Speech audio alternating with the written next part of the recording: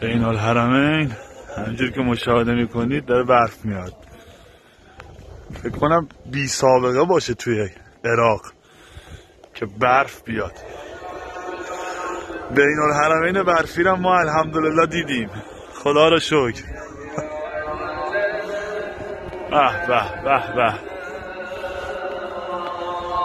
واقعا صحنه دیدنی شده.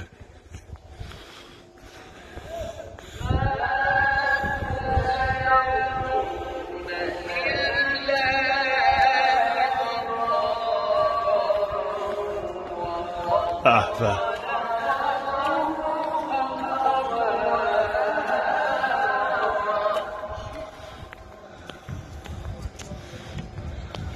صلی الله علیک یا ابا عبدالله.